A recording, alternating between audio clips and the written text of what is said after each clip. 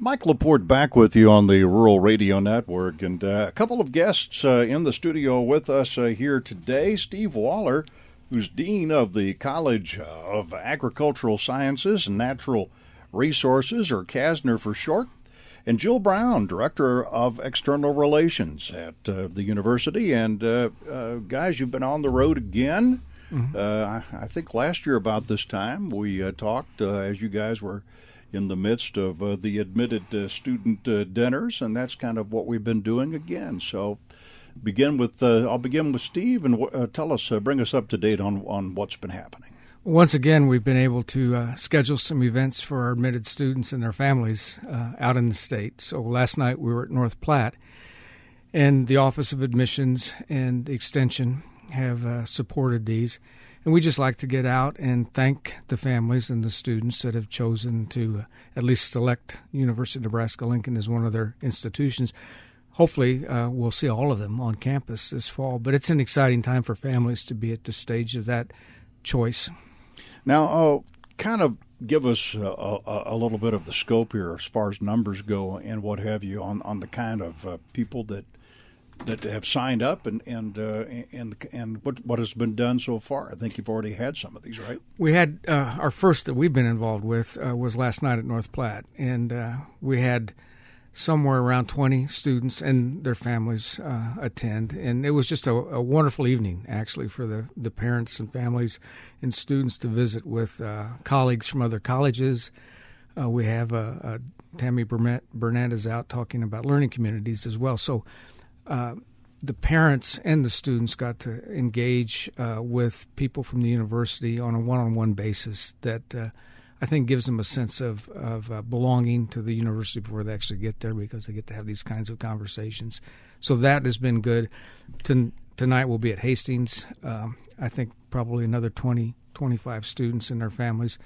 And then we'll finish in Kearney on Wednesday night, which has historically always been our largest one. Actually, the largest in the state occurs at Kearney. Now, as I understand it, you'll have the chance to kind of mingle with alumni as well? Yeah, I'll let Jill talk about that. Jill's also involved with our alumni group. Okay. Yeah, while we're out and about, we decided it would be a great time to also say thanks to all of our alumni and just inviting them out for coffee and rolls. So this morning we were in North Platte and had a good group there. And then tomorrow morning we'll be out at College Park in Grand Island. So again, if we've got alumni or stakeholders in the area, by all means, come on out tomorrow to Grand Island to College Park. And we'll be doing the same thing. And there's really no formal program. It's just more an opportunity to visit with alumni in the area and thank them for all they do for us. Well, let's kind of get the update on CASNR. I know it's a big success story, and you guys, have got a lot of things to talk about that are very positive. What's happening? Well, once again, we're growing, and we've had 2 years of the highest recorded enrollment the college has ever had, and it's 8 years of growth. And we attribute this to wonderful opportunities in agriculture, natural resources. Placement is great for our students. We have great students and great faculty and great stakeholders. But I'm intrigued by our growth because a lot of that growth has occurred following interviews with you, Mike. So we want to thank you for getting the word out for us. All right. I think I'll have some sort of a special reason to send you an extra bill as a result of that. When the time comes due here, to be paid in ice cream. Correct? Yeah. Yes.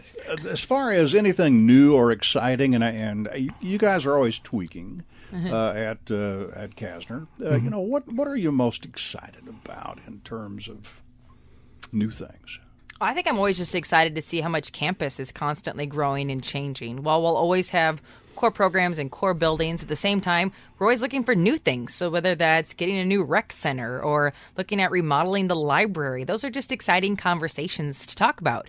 And it's exciting to think where we could be in 4 years. We've had tremendous growth the last 8. What's to say we're not going to grow even leaps and bounds the next 4? And who knows what other new buildings could come to campus. Now, something I know that's near and dear to your heart and to a lot of other folks as well, FFA coming to town next week already, and it doesn't seem possible, but some new things that are kind of tied in as well with that, right? Absolutely. We love hosting the FFA on convention on East Campus, parts of those competitions. So actually this year we are bringing everyone out to East Campus on Friday afternoon. We've put up a tent that will host a couple thousand students underneath it, and we'll do a lunch with hot dogs and chips and pop, and then have a huge tailgate. So we'll have a bunch of speakers and hope to have bands and cheerleaders and all kinds of great entertainment provided by our FFA members as well as our university folks. So it should be a great time for all, and we're going to hope the weather cooperates. Now, in the 30 seconds we have left, Steve, just kind of give us, if people are interested in CASNR, what would be their best bet?